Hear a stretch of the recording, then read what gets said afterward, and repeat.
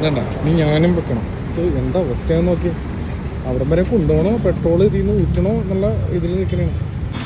ഇതണ്ട നമ്മുടെ ഒരു സുഹൃത്തിൻ്റെ വണ്ടി പെട്രോൾ തീർന്നെന്നും പറഞ്ഞ് വിളിച്ചേക്കണേ കേട്ടോ. അപ്പോൾ ഇത് നോക്കി, ഇത് ഈ അവസ്ഥ ആർക്കും എപ്പോൾ വേണമെങ്കിലും ഉണ്ടാവട്ടെ. ഞാൻ ദേ വീട്ടിൽ നിന്ന് കിട്ടൂലെന്നറിയാം, എന്നിട്ടും ക്യാനൊക്കെ ആയിട്ട് ഇറങ്ങിയാണ്. അതെ അവരും കുപ്പിയായിട്ടിരിക്കണേ. കുപ്പിയിൽ പെട്രോൾ കിട്ടില്ല. അതേ എന്നിട്ട് വണ്ടിയിൽ നിന്ന് ഊറ്റാൻ പറ്റുമെന്ന് നോക്കണേണ്. ഇല്ലെങ്കിൽ ഇത് തള്ളി അവിടം വരെ കൊണ്ടുപോയിട്ട് വേണം പെട്രോൾ അടിക്കാൻ. ഈ ഓട്ടോറിക്ഷ തള്ളണം കേട്ടാ. ഞാൻ പമ്പിൽ പോയായിരുന്നു.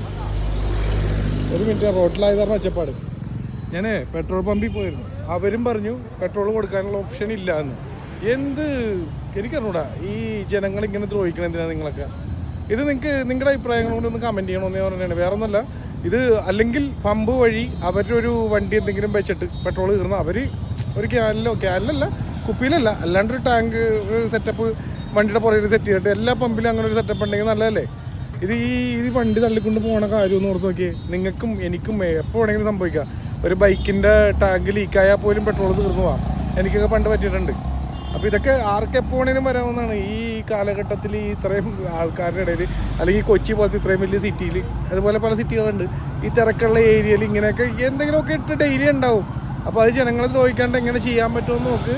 മറ്റുള്ള പ്രശ്നങ്ങൾ അറിയാം, കുപ്പിയിൽ പെട്രോൾ മേടിച്ച് അറിയണമൊക്കെ ഒഴിച്ച് കത്തിക്കണമൊക്കെ ശരിയാണ്. പക്ഷേ എന്നും പറഞ്ഞ് ഇങ്ങനെ സംഭവിച്ചു കഴിഞ്ഞാൽ അവർ എക്സ്ട്രാ കാശ് മേടിച്ചോട്ടെ.